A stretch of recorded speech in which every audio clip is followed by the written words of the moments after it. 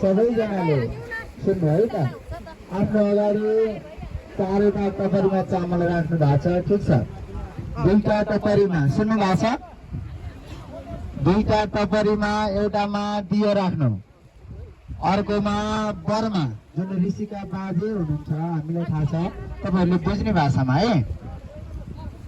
त्यति भयो। अर्को दुईटा टपरीमा सिधा बनाउनु अनि पिण्ड कसलाई कति दिने भन्ने कुरोमा बाबा आमा दुवै नहुनेहरूलाई 16वटा बनाउनु होला है।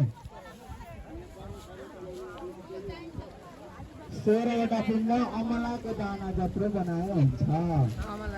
ठुलो अमलावाला देख्नु भएको छ नि, सानो बनाउनु अनि बालुवा पनि ठिक्क पारेर राखिहाल्नु, बुहारीलाई खटाइहाल्नु हो त्यसरी।